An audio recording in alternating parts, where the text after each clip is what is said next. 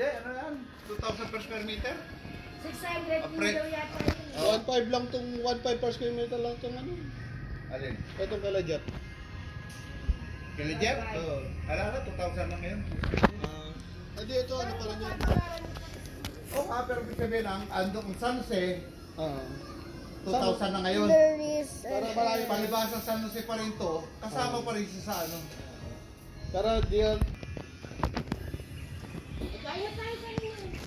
Hindi ka na po pinapay.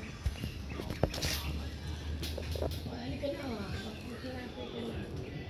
Pag tayo pinapresyohan yan, pag tayo tatawad sa kanya, ano yan? Hindi talaga papatawaran kasi alam nila na mataas yung percentage na bilhin natin. Tsaka, kung 2,000, kung nakatambak. There is water. Eh, ano pa rin? Nakatambak mo kanina. Saka hindi Another pa rin water, wala but pang it's ginawa. Ang Bridge. Market, ang value market, ang market value, nasa 2,000 asawa, kahit saka pa siya. Ngayon, pagdating doon, siyempre, doon na kayo magtatawa. Yeah, I just forget Kung it because nabababa yung everyone's presyo, kahit talking. na nandun ka sa commercial, 2,000 pa rin. Pero hindi ibebenta sa'yo ng 2,000 dahil nasa commercial building, nasa commercial area. Pero kaya, ang ano dyan, dapat iba yung pa sa kanya na bibili. Para, kaya walang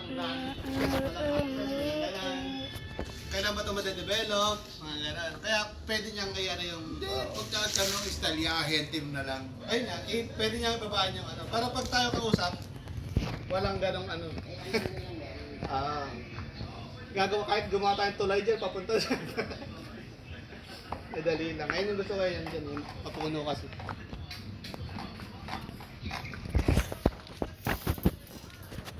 Kung 1M, condo na lang bibiling ko ni Chloe dyan. Makaparenta ko pa. Subukan natin.